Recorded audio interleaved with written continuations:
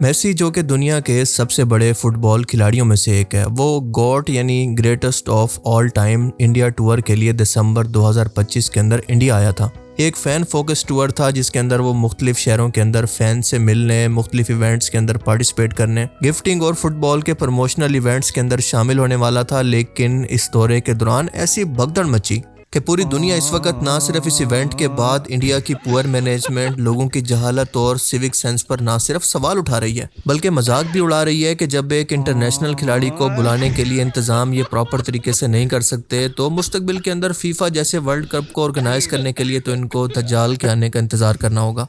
को पैसा बर्बाद। 140 करोड़ की अमाउंट मेसी को इस टूर के तौर पर दी गई थी और इस दौरे के स्केड्यूल के अंदर मेसी को कोलकाता, हैदराबाद, मुंबई और नई दिल्ली के अंदर जाना था। कोलकाता के अंदर इसका रातों रात एक स्टैचू भी बनाया गया था जो कि बनाना तो मेसी का था लेकिन गलती से शुएब मलिक का बन गया। जहां कोलकाता के लोग इससे मिलने के लिए, सेल्फी लेने के लिए, मीट एंड ग्रीट के लिए बहुत ज़्यादा एक्साइटेड थे, तो मेसी को अंदाज़ा नहीं था कि यहाँ पर इंडिया के अंदर तो सेलिब्रिटीज़ को भगवान माना जाता है और अगर इस जैसा इंटरनेशनल प्लेयर हो तो इसको तो वो चूम चूम कर मार देंगे। हुआ कुछ यूं कि सुबह सवेरे ही स्टेडियम के अंदर हज़ारों लोग पहुंच गए, जिनमें से काफ़ी लोगों ने 4,000 से लेकर 12,000 तक के टिकट खरीदे थे, यानी पाकिस्तानी तकरीबन 36,000 रुपए का। और कई लोगों ने तो ब्लैक मार्केट के अंदर इससे भी ज़्यादा दिए थे ताकि मेसी के साथ कभी ना भूलने वाली इंटरेक्शन, ऑटोग्राफ या कम से कम एक सेल्फी मिल जाए। लेकिन जैसे ही मेसी स्टेडियम के अंदर दाखिल हुआ तो मिनिस्टर्स ने, ब्यूरोक्रेट्स ने, इसकी प्राइवेट सिक्योरिटी ने और वीआईपीज ने इसको चारों तरफ से घेर लिया और इसके आगे पीछे मुक्के, धक्के और घोंसे चलने लगे। और पता है सबसे फनी बात क्या थी कि स्टेडियम के अंदर जो लोग 36 हजार पाकिस्तानी रुपया भरकर बैठे थे उनको मेसी की एक झलक तक नहीं दिखाई गई। मेसी के बदले उनको देखने को मिला बाबा जी का ठुल्लू। अब इस इवेंट का प्लान तो ये था कि मेसी तकरीबन 45 मिनट तक स्टेडियम में रहेगा, फैन से मिलेगा, बातें करेगा और एक बड़ा इवेंट होगा।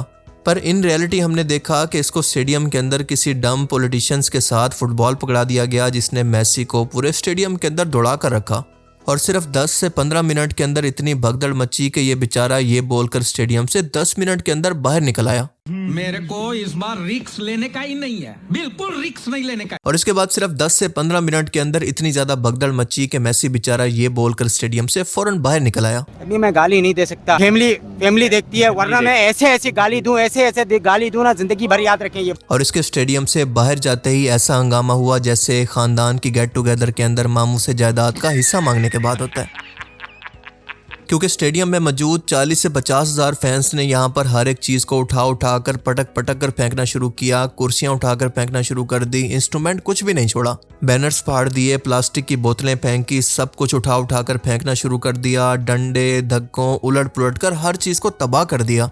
जिसके हाथ जितना कुछ और जो कुछ लगा इसने लूट लिया, यहाँ तक कि ये लोग गमले तक अपने साथ ले गए। और सिर्फ यही नहीं बल्कि ये बंदा ग्राउंड के कलीन तक अपने साथ कंधों पर रखकर उठाकर घर ले गया ताकि इसी को बेचकर अपना रिफंड पूरा कर सके। कसम से लाइफ के अंदर कॉन्फिडेंस हो तो ऐसा हो, वरना बिल्कुल भी ना हो। इस हजूम को मुश्तइल देखकर पुलिस भी ये कहकर डर कर पीछे हो गई। Tell your parents, tell your family to go back, चाहे अपने घर को चाहे। अब जाहिर है कि बेचारी पुलिस भी सच्ची है कि कहीं ये लोग इतने हजारों की तादाद के अंदर हमें फूल ही ना मारना शुरू कर दें, लेकिन गमले समेत। तो भाई कुल मिलाकर बात यह है कि जितना पैसा इस इवेंट पर लगाया गया था इससे कुछ कमाना था, अब इससे ज्यादा पैसा इसको दोबारा बनाने पर लगाया जाएगा। 35 लाख का तो हमारा इन्वेस्टमेंट है, तो 36 लाख का घाटा कैसे हो गया?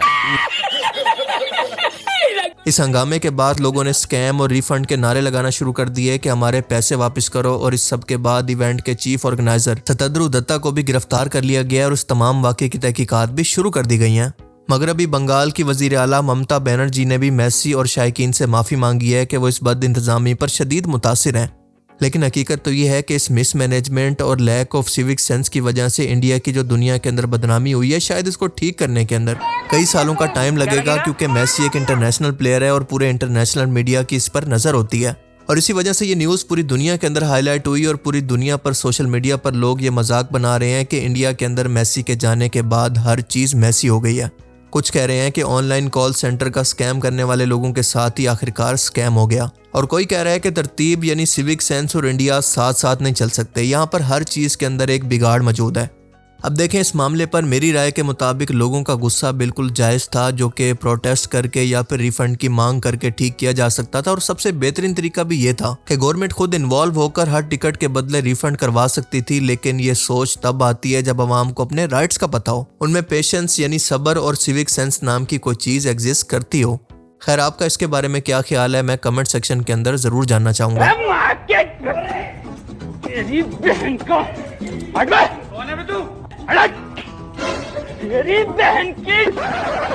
Amazing random facts around the world के सीजन 2 पार्ट 43 में खुशामदीद। एक ऐसी मुनफरिद वीडियो सीरीज जिसमें हम दुनिया और कायनात से मुतल्लिक ऐसी हैरत अंगेज और ऐसी इंटरेस्टिंग किस्म की फैक्ट्स जानते हैं जो कि आपने आज से पहले कभी ना सुनी हो, और इनके बारे में जानकर आप एक ही वर्ड बोलेंगे, खाओ माँ कसम। तो चलिए शुरू करते हैं आज का ये इंटरेस्टिंग एपिसोड। अरे बड़ा कमजोर लेग पीस है।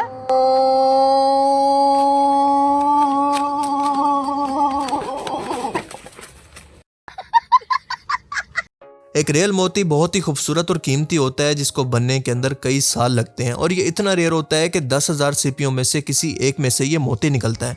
लेकिन क्या आप जानते हैं कि इंसानों ने जैसे बाकी बिजनेस की फार्मिंग कर रखी है, इसी तरह से सीपियों से मोतियों की भी फार्मिंग की जाती है। दरअसल होता कुछ यूं है कि जब भी कोई छोटा सा पैरासाइट या फिर कोई छोटा सा पत्थर का टुकड़ा एक सीपी के अंदर जाता है तो इसके जिस्म के अंदर इरिटेशन शुरू होती है, जिसको ख़त्म करने के लिए इसके जिस्म के अंदर मौजूद एक नेचुरल केमिकल रिलीज होता है जिसको कहा जाता है नेकर। और ये केमिकल आहिस्ता आहिस्ता इस पत्थर या पैरासाइट के गिर्द जमा होना शुरू हो जाता है और आहिस्ता आहिस्ता तय दर तय इसको घेर कर एक मोती की शक्ल दे देता है, और यूं 6 महीने से लेकर 4 साल के अंदर एक मोती बनकर तैयार होता है। लेकिन जैसा कि मैंने ऊपर कहा था कि ये बहुत ही रेयर होता है, तो इसी का फ़ायदा उठाकर इंसानों ने हर एक सीपी के मुंह के अंदर ऐसे छोटे छोटे पत्थर डालकर इसकी प्रोडक्शन शुरू कर दी है, जिससे एक ही टाइम के अंदर एक ही सीपी से कई मोती निकाले जा सकते हैं। और इसी ट्रिक को इस्तेमाल करके वियतनाम और चाइना के कोस्टल एरियाज के अंदर रहने वाले लोग इनको बेचकर हज़ारों डॉलर महीने के कमा रहे हैं। इस वक्त मार्केट के अंदर मौजूद 99% पर्ल दरअसल इसी फार्मिंग से तैयार किए गए हैं, जिसकी वैल्यू उसके साइज के हिसाब से बढ़ती जाती है ना अमेजिंग।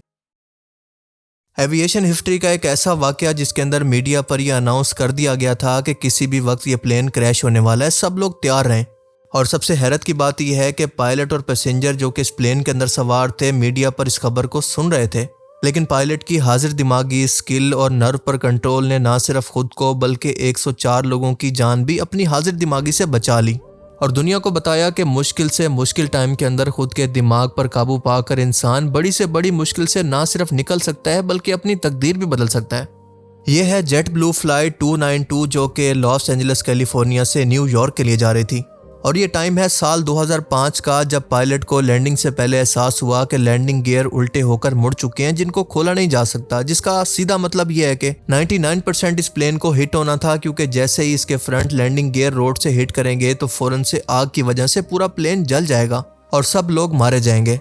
लेकिन कैप्टन स्कॉट ब्रिग्स जरा नहीं घबराए, क्योंकि वो बहुत ही पुरसकून थे और इसके साथ साथ वो इतने स्किल्ड थे कि इनको पता था कि ये बहुत ही हैवी प्लेन है, इसमें अभी भी बहुत ज़्यादा फ्यूल बाकी है। लिहाजा लैंड करने की बजाय वो 3 घंटे तक बार बार रनवे का चक्कर लगाते रहे ताकि फ्यूल जल्द से जल्द कम होकर इसका वजन कम हो, जिसकी वजह से एक तो प्लेन का वजन कम होगा और इसके अलावा लैंड करने पर अचानक से धमाके के चांस भी खत्म हो जाएंगे, क्योंकि इस फ्यूल का वजन कोई 100-200 किलो नहीं था बल्कि तकरीबन 14,000 किलो था।